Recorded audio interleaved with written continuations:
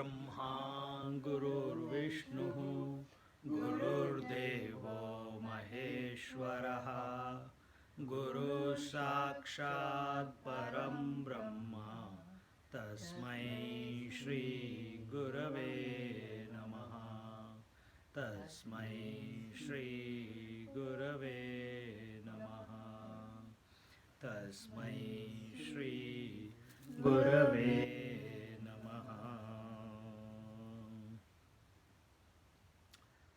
We are in Amrutanubhava,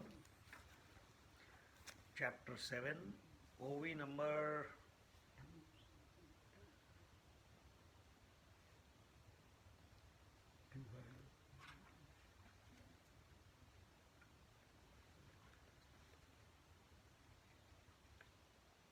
is it 204 or 205? 4, I think. 204.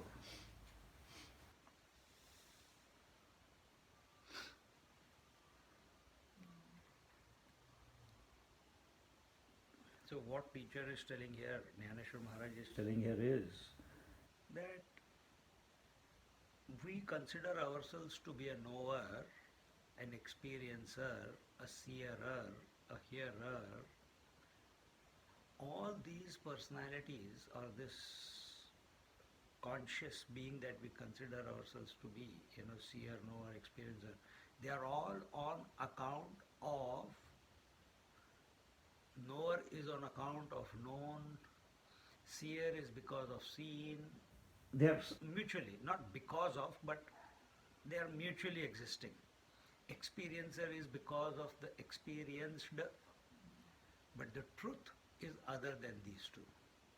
It supports these two, but it is other than these two. And that is the thought that is being taken up. And it's going on for some time now. How is it possible to have a subject without an object? Now, naturally the question comes, if you are the always in the mind, subject-object relationship is there. I and that, aham vritti and idam vritti. How can you have I without any subject to relate with? How can there be only subject without an object? Is that possible? Yes, it is. That is the truth. Subject without an object is the truth. That when you access or be, that is your essential nature. Because whenever you consider yourself to be something or someone, to be the subject in relation to an object, it is only it is that subject which comes and goes. It is not the eternal subject.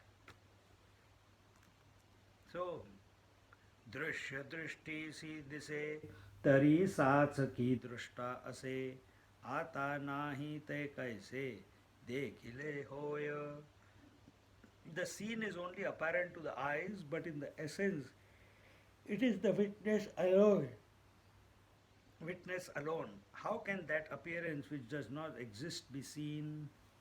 Jnaneshwar Maharaj tells, or our Swamiji Maharaj tells. It is true that the object of knowledge is known by the seer, drashta. Out of these two, the seer and the seen, which is the reality? The reality is the seer. The seen is established only with reference to the seer. So, yes, before I was telling you that seer and seen are mutually there. Yes, seer gets the name seer only because of the seen. Really speaking, he doesn't need to be called seer or experiencer, knower or whatever. If there is no seer to see, the seen cannot be established to exist. Object cannot exist without a conscious principle interacting with it. But when the seen is removed, the seer continues to see the absence of that particular object, the seen. Therefore, the seer is the reality. Meaning, when from the seer, subject and object, the object is removed. What is object? Name and form, for example. And you remove the name and form, what is left behind? Does the seer also vanish? No. Then what happens to the seer? Seer is there. The seer is there. And what is he observing now? Absence of objects. Isn't it? The seer is the continuous principle. But we take ourselves to be not continuous by identifying with various objects. We feel, because that is what our mind is, we get disturbed. Because of what? Identify with this, identify with that. Sometimes we are a seer, hearer, toucher, thinker. But we know at any given moment that all these erring personalities with respect to objects are coming and going, isn't it? Right now you are listening also, you are seeing also, you are feeling also, you are thinking also, you are, all different things. You are experiencing something also. Then who knows all this? If you also know that the objects are coming and going, sometimes the sound is heard, sometimes the feeling is felt, sometimes the thought is thought about. Who knows all this? That all these different stimuli at the sensory level or at the mental level, each one brought up their own subject. When the thought was there, thinker came. When the seeing was happening, seer came. When the hearing was happening, hearer came. All this was going on, even right now. Who is this one who knows all of them, not disturbed by all of them, is seeing their coming and going without being affected? Because if it was affected, you will take the role of a experiencer. But this fellow is never disturbed. And that is why he is able to repeat what happened a few seconds ago. Including the emotion, including the thought, including in the sequence also it will give sometimes, if it can. That is the witness. So here it is told, but when the scene is removed, the seer continues to see the absence of that particular object, the scene. Therefore, the seer is the reality.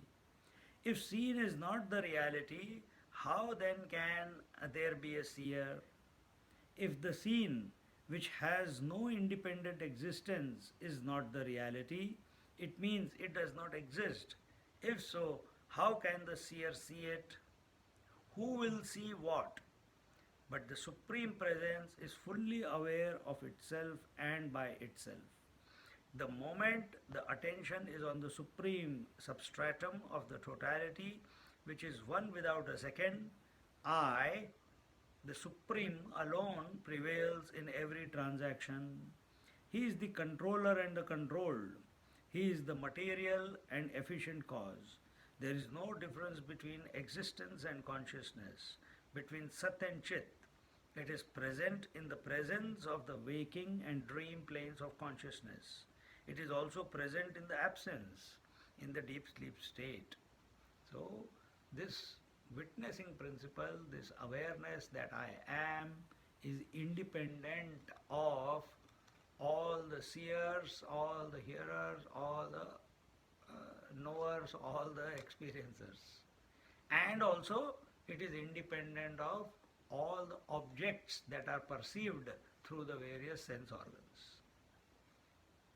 I shouldn't even say, not here, the sense organ is not important.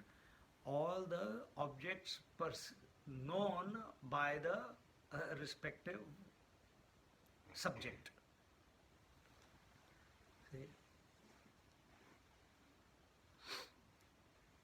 Every object gets its credence, gets validity only because the knower is there, only because the experience is there, experiencer is there. Otherwise, if the intelligent principle, the subject is not there, the object will amount to nothing because there is no one to know. See, the whole world is nothing but an interaction between the subject and object. The whole world. How this supreme I, which is independent of the manifestation of the trio, is not touched by them is exemplified by a few examples. Mukha diso ka darpani pari asane ki taye mukhapani tari zhali te vayani pratiti ki. Even if the face is seen in the mirror, the face is in its own place, independent of its reflection. So, what is seen in the mirror is meaningless. How beautiful. Hmm?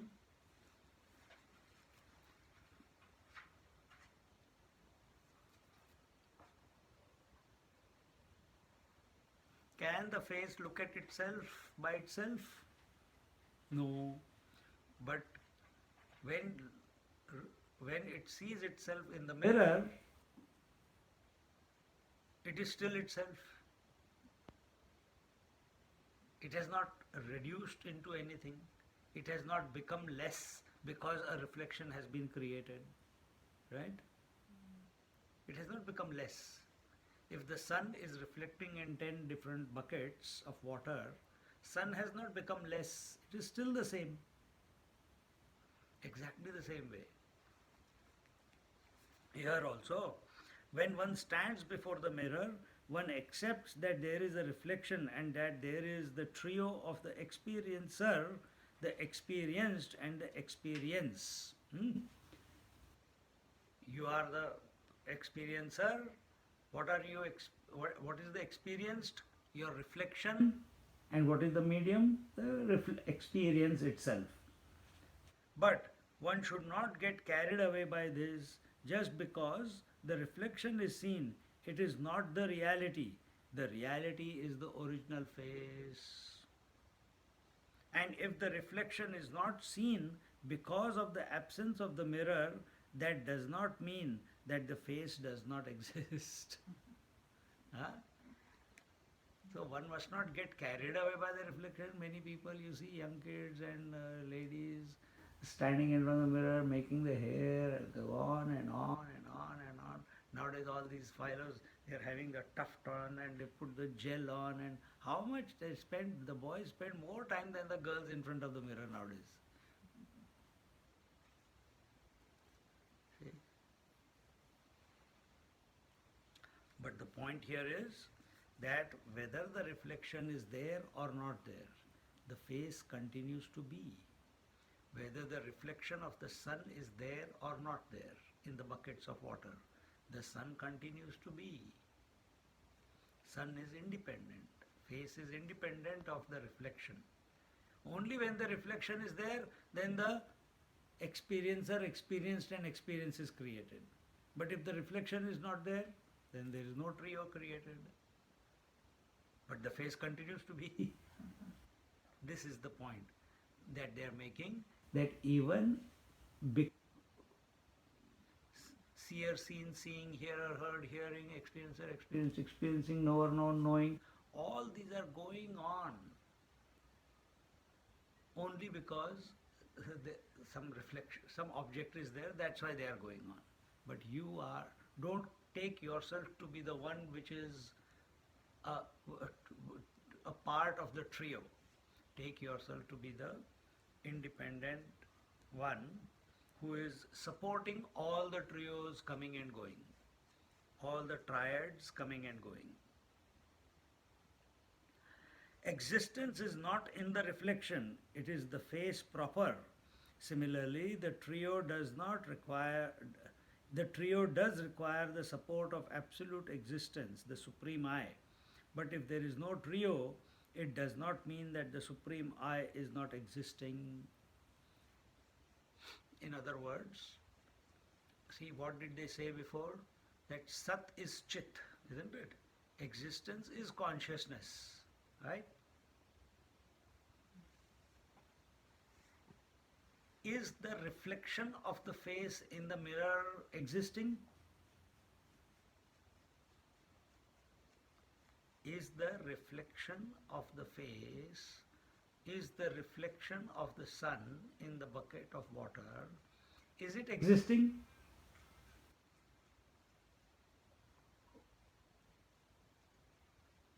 It is not. It is only appearing. It's an appearance. Existence means what? When we say existence, consciousness, bliss, existence means that which always is, which is the original, isn't it? Is the reflection original? No. So, what is the original? The original face. Who is the knower? The original. See? It follows, therefore, that the experience should not be given undue importance. It is not that because there is experience, the reality is. It is because of the reality that there is experience. This is the inverted vision that majority of the people live with. The world is there, therefore I am. No, I am, therefore the world is. Because I am experiencing, because I have got my relatives, because I have got my nears and dears, therefore life is worth living. Truth is, because life is there, all these relatives and nears and dears are possible, isn't it?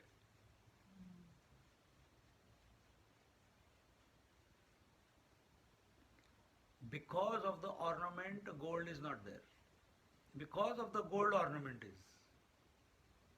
Presence of ornament or absence of ornament does not affect the gold. Presence of seer seen or absence of seer and seen does not affect the pure consciousness, does not affect the witness. No, Kathopanishad says, no mortal lives by the prana or apana, but these two depend on the touch of the glorious self. Meaning, the in-breath and the out-breath, they cannot happen by themselves. They happen because there is the life which is supporting the incoming breath and the outgoing breath. So what is the position of the reflection? Independent of the face, it has no meaning at all. Because that which is merely appearing, can it have any credence? Can it have any reality? No. But where is our attention all the time? Our attention is on everything other than the self itself.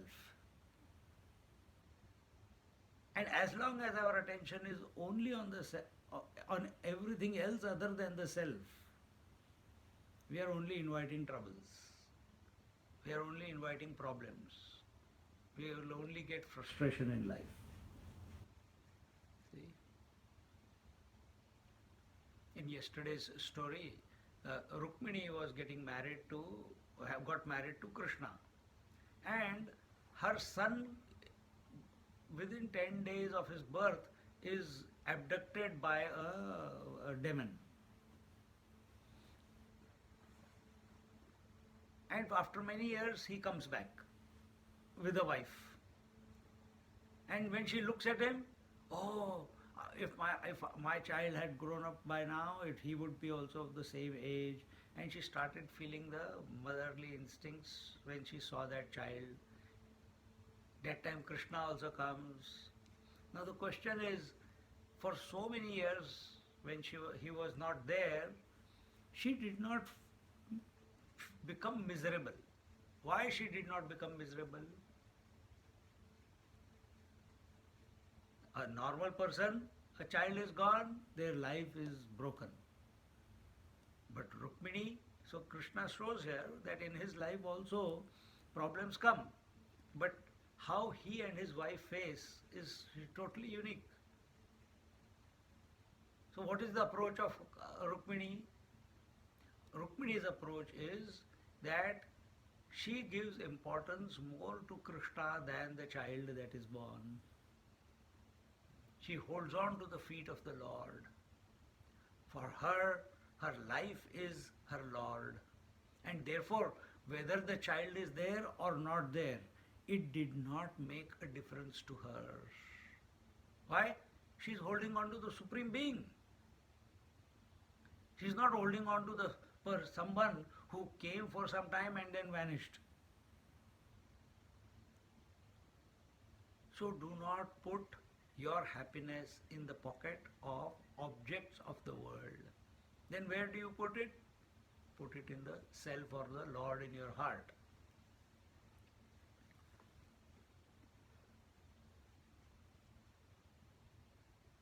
So therefore, conclusion, the reflection is merely an appearance. It has got no reality. Reality is other than the reflection. This whole world is also merely a reflection. Where is it? Where is this reflection appearing? It is appearing on the screen of your mind. Just like the TV. On the screen it is going on, but you are seeing it outside. Your foolishness. The reflection of the stick in the water is not affected either by the agitation of the water or by sticking a knife through it or in any other way. The reflection appears as if it is dancing or as if it is cut, but in reality nothing happens to it because the reflection is not real. You can understand this example? That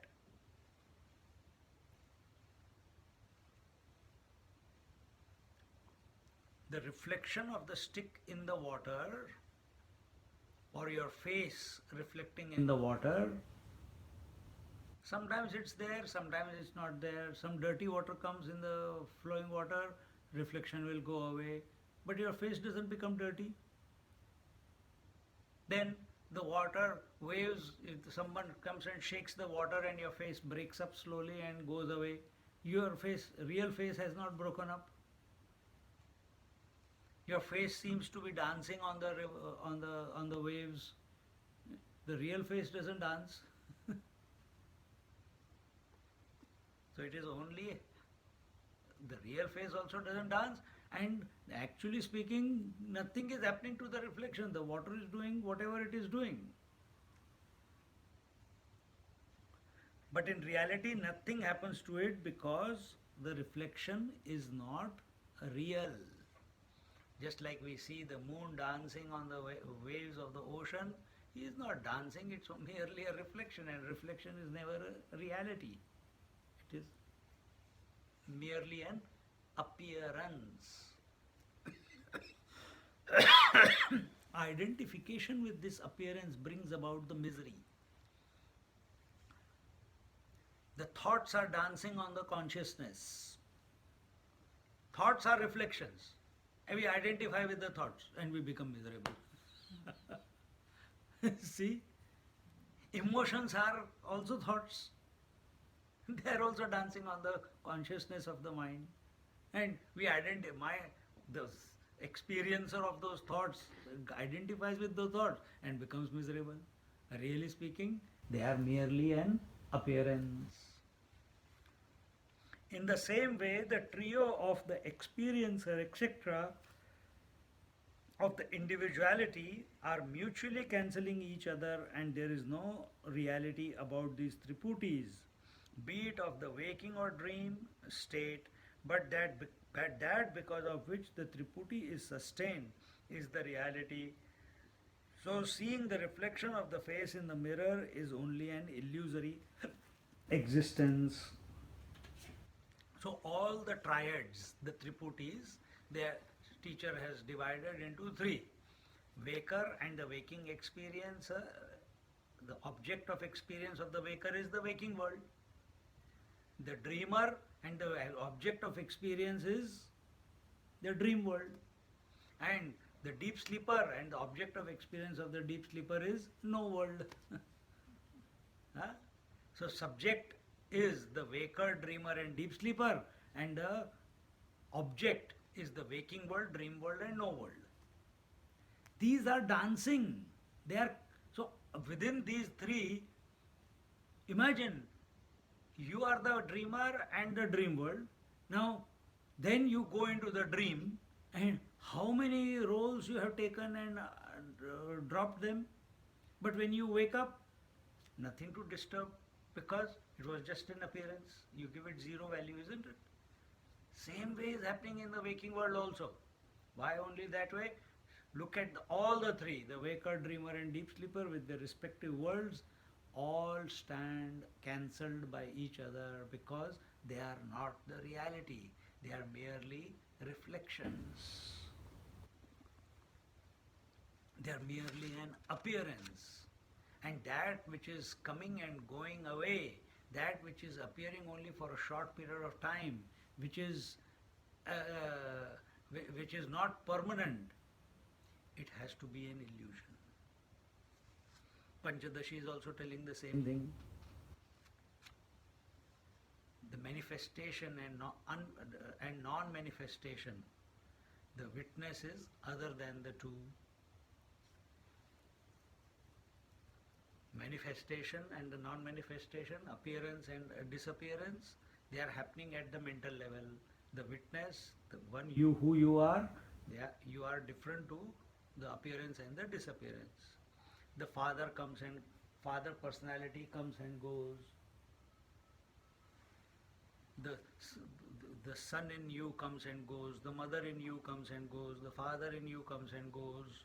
Every moment we are changing roles depending upon what is perceived. So everything that is coming and going, that we are not really. We are the one who is supporting all this, and that also you only are. Find out or be that. If one is in tune with the truth, one comes to realize that the trio of the dreamer, dream world, dream experience is nothing but oneself. So also one comes to know that in the pure self there is no knower known difference. Just like in the sun there is no day and night. In the gold, there is no, from the gold's point of view, there is no ornament, appearing of an ornament and melting of an ornament. All the time it was alone. Just like in the mud, there is no creation of a mud pot and a disappearance of the mud pot from mud point of view. Why? Before the pot, the mud was, during the pot, mud is, and after the pot is broken, the mud continues to be. So, mud is the continuous principle. On that we imagine something. Exactly the same way, the water was before the wave, water is during the wave, and after the wave has disappeared, water continues to be. So, that which comes and goes is merely an appearance. It is not the reality. देखतांसी आपणियाते आलिये निदेचे निहाते तया स्वप्न ऐसे ये थे निहालिता.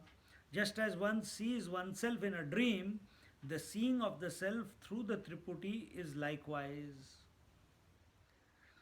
With the dawn of wisdom, I come to discover that I alone manifest as the waker, the dreamer and the deep sleeper, and they go back into me, the supreme I. This intuitive knowledge is considered the most supreme authority of knowledge. The only way to know the fallacy of the Triputis is to come out of it. With the intuitive understanding, one discovers that all Triputis exist in oneself. Then one becomes utterly silent.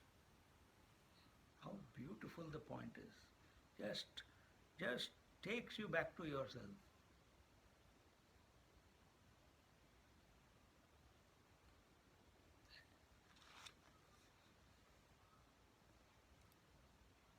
You became the dreamer, you experienced the dream world, and then you woke up. Can the dreamer and the dream world exist without you? No. Was dreamer other than you? No. Where was the dream experience? In you alone. In you alone. Where were all the people and everything in the dream? Where was it? That this objects that the dreamer was experiencing? In you alone. But this is realized only when you wake up. Exactly the same is true about the waking world also. This entire world of the waking is merely the projection of the self. Wake up. Wake up to it. Wake up not to the world, wake up to yourself. Then alone we will see the ephemeral nature of this world. Otherwise it will not click. And it is not something that is this knowledge of the self that, oh, I am there. It will not come through thoughts. It will not come through thoughts because you are beyond the thoughts. Thoughts require the three: experiencer, experience, experiencing, knowing, known, knower, known, knowing, seer, seen, seeing. These three are required. But you are the one who is beyond, who is supporting all these. Any thought that appears in the mind requires the subject, object, and the instrument of knowledge. But the witness, it's other than all these three. And that is what we did the meditation about. The meditation was why our knowledge is not reflecting in our actions, in our experience. Why there is a divorce between what we know and what our experience of life is. This is the reason. That integration has not taken place, that we have not fallen back into ourselves. And for that, the exercise that we gave today, integration of the head and heart. Only through that, it is not that you can make the integration happen. You cannot. You can do the exercise. It is a doing. It is So at one level, you do this exercise and automatically the witnessing will begin as the integration of the personality comes about. But in Vedanta, all that is merely required is the correct disposition. Right now you are being the subject with respect to an object. This Vedanta says you are the supreme subject independent of all objects. You are the supreme I. You are not the I with respect to a subject, object. A few examples are given. A few examples are given in the next 5 OVs to emphasize this thought. Nidristha sukhasani vahije ana vahani te satsakayate sani dasha pave.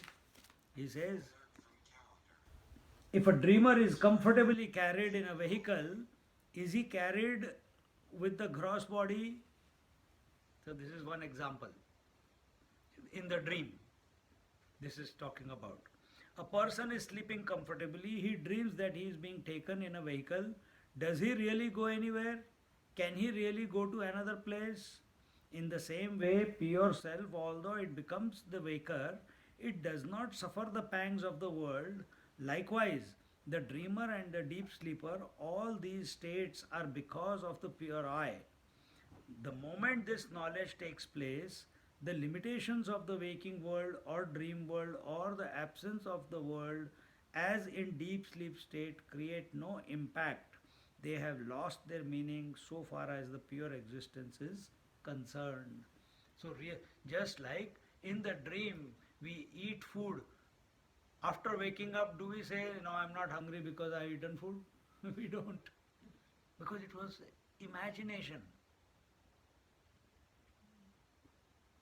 Similarly, When we eat food in the waking plane, it is also in the imaginary world alone.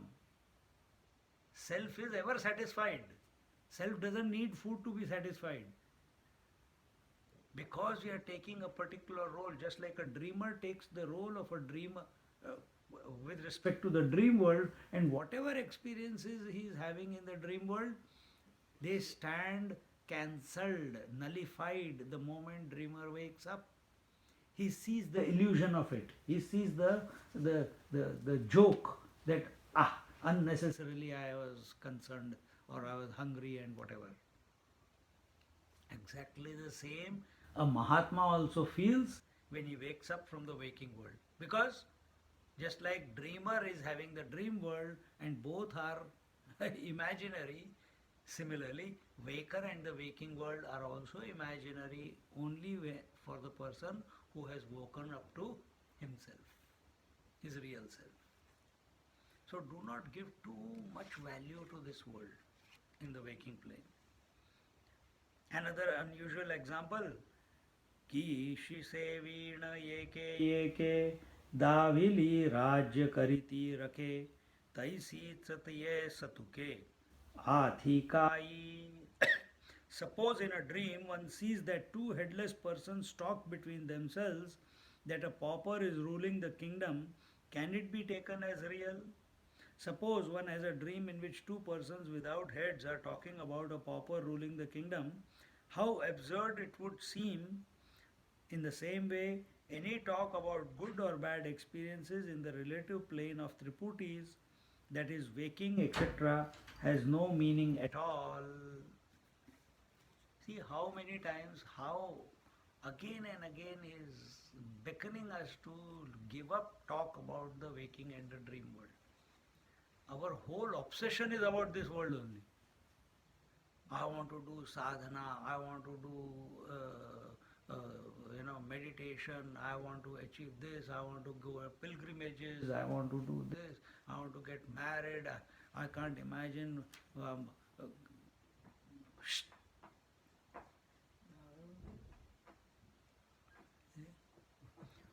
And all this, it's okay. And all this, it's okay, another 5-10 minutes I'll open it. I think she wants to listen in. And all this, I want to experience, I want to do this, I want to do that, all this is merely going on in the interaction between the waker and the waking world. But waker and waking world is not a complete experience. It will go away after some time and give way to dreamer and dream world experience. Then that will also go away and give deep sleep and sleeping experience. So all these three which are coming and going away on a daily basis, they are not the reality.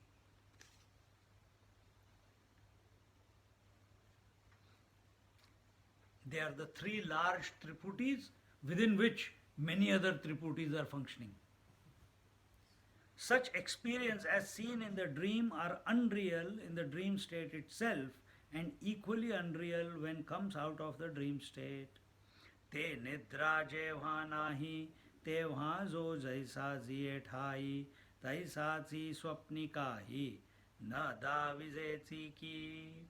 In the absence of the sleep, the person is where he was. Due to the dream, he has neither gained anything nor lost anything. Self-explanatory. Because if we had become the king in the dream or a pauper in the dream, we have not really gone through any gain or loss in reality. Those were just mere imaginations. When the dream is over and the individual wakes up and finds himself in the bed as he had been lying all along, he realizes that all those experiences of being taken somewhere in a vehicle or of two headless persons discussing about a poor man being the king were unreal, even in the dream and even more so in the waking state. In the same way, in the pure self, various experiences carry no meaning at all. And that is why on the seat of meditation we are told, do not give attention to the experiences that are taking place. Do not give attention to the happening of an experience and not happening of an experience also. We must be aloof from that. Our this obsession about having experiences only comes when our attention is not on the self, is not when we stop being who we are essentially. That's when our attention goes to something else and we want some confirmation that I am on the right track. It's a foolish. Another example, तान हेलया मृगतृष्णा न भेटल्या सीण जे सणा मा भेटलया कोणा काय भेटले. If a thirsty person does not get mirage water, he gets upset. But even if he gets it, what does he really get? If a thirsty person does not get mirage water, if a person who is desiring, if he does not get what he desires in the world, he becomes disturbed. But if he gets what he desired, what has he gained really? He's still not satisfied. Just like that thirsty fellow, even if he gets the mirage waters, he's not able to drink the water. Similarly, even if we become the Lord of the whole world, still we will not be satisfied.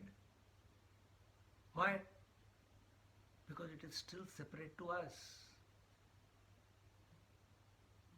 It is still separate to us. It is still a part of the phenomena. A person who is very thirsty runs to collect mirage waters to quench his thirst, but he is unable to do so and will continue to feel thirsty. If another person who even succeeds in collecting a glass full of mirage water, will he be able to quench his thirst? In either case, the thirst will not be quenched, as mirage water is unreal, the thirst is unchanged. In the same way, whether the waking plane is continued for a shorter or a longer duration, the pure consciousness continues to be in the presence or in the absence of the waking plane of consciousness.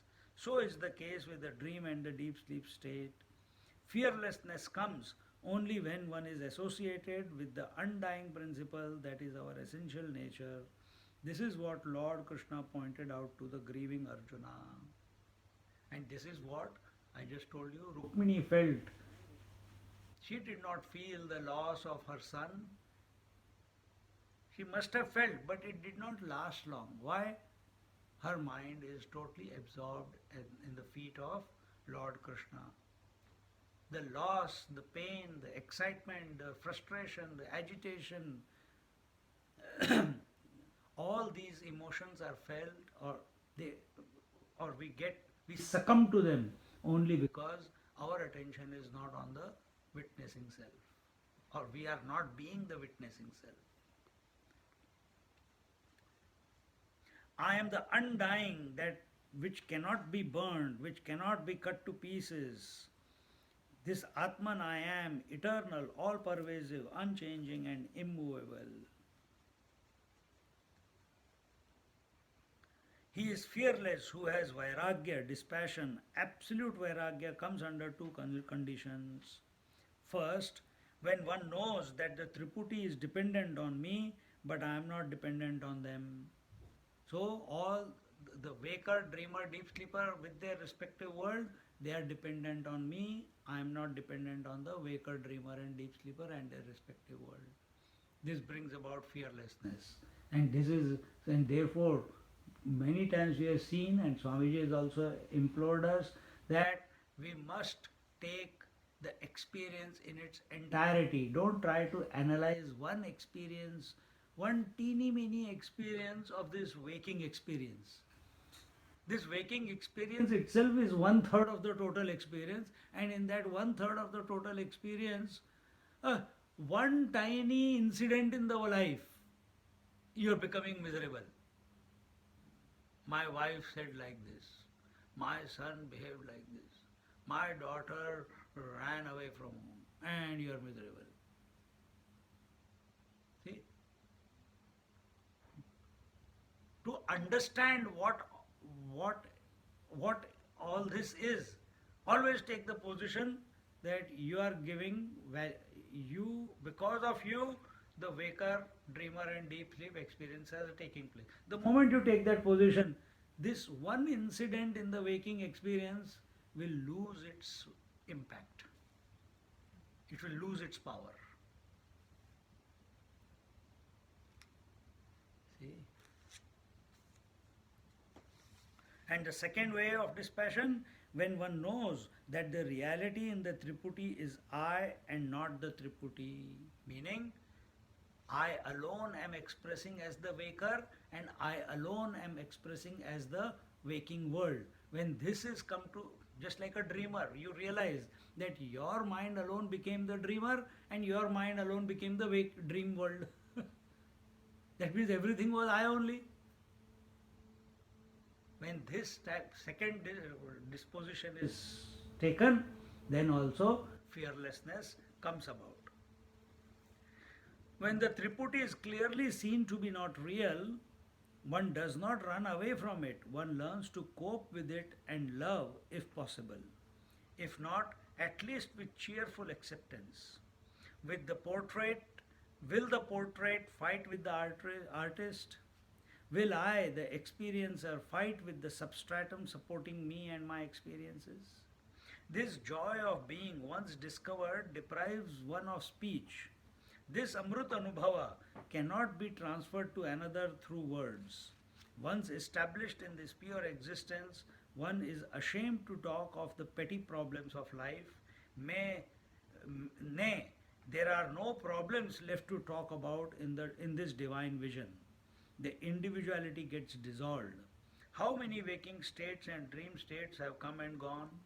All that has as little a meaning as the mirage waters has in satiating the thirst. How many more ways this master is going to tell us? How many more times? Still, We are clinging the waking state. yeah. It's so compassionate, no?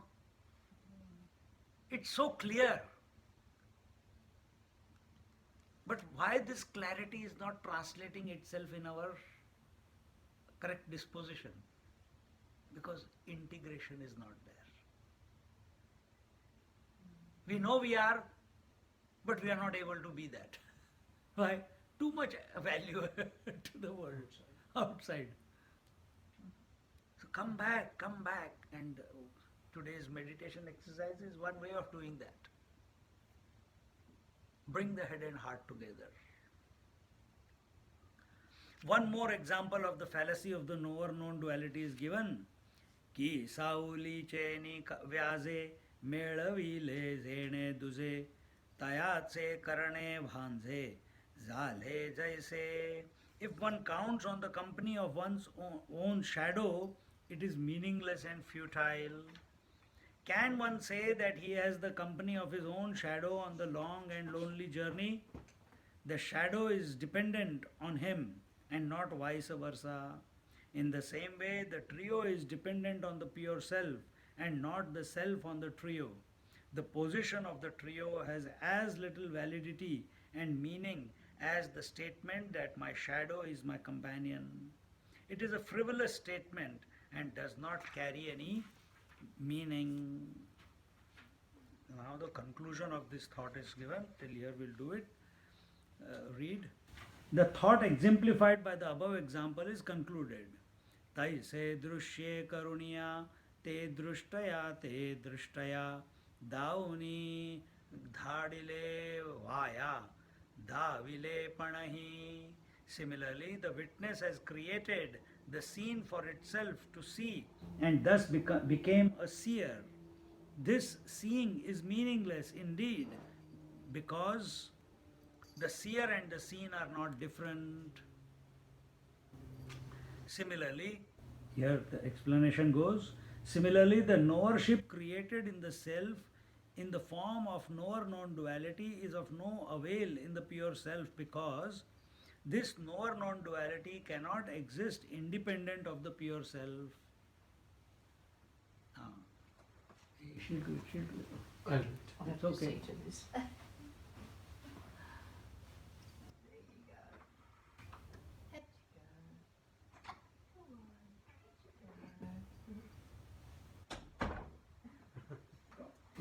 She'll be back.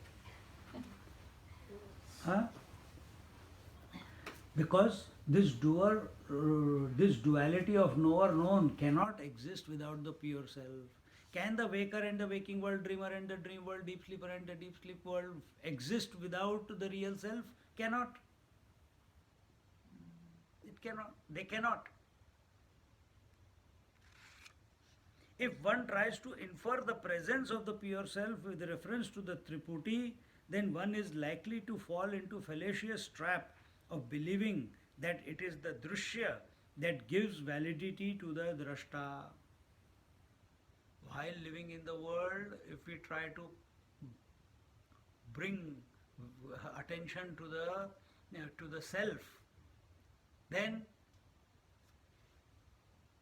what are you trying to do? You are trying to devalue the object and come to the subject. So, still the duality is maintained. You cannot do anything in order to come to the subject. Why? Because you are the subject. You're never away from it. You are never away from it. That's right. No amount of doing or not doing can bring it to you. You are that already. Then where is this whole game of doing and not doing and dropping and letting go and growing out of? All this is going on. It's just a game of the mind. Therefore, though these various examples explained in the above several OVs, Jnanadeva is trying to eliminate this validity. We may see the reflection of the face in the mirror, but the face does not depend on the reflection to authenticate its existence. The substratum, the Paramatma Tattva, exists independent of the Triputi. In fact, it is the Triputi which is dependent on the substratum. The dream experiences, the mirage water, and the shadow as companion all reinforce the same point, namely, what is dependent has no value apart from the independent substratum. To give attention to the reflection to the Triputis beyond requirement is to misunderstand the truth totally. The only focus of attention should be the pure consciousness because of which the Triputi or duality is expressed. So do not become a slave of your thoughts. Do not get into thought fixation. Do not get into emotional attachment. Feel emotions. All masters say the same. Feel the emotions, but don't become emotional. Have sentiments, don't become sentimental. See? And in this way, come back to the original. In fact, be the original, not come back. Be the original. And don't expect anything to happen because you are the original. No experience. Because you yourself are the experience. And you yourself are the experiencer. Imagining yourself to be so. Really speaking, you are one without a second, a reality. Om Purnamada Purnamidam Purnat Purnamudachyate Purnasya Purnamadaya Purnamevavashishyate. Om Shanti Shanti Shanti. Hari Om Shri Gurubhyo Namaha. Hari Om.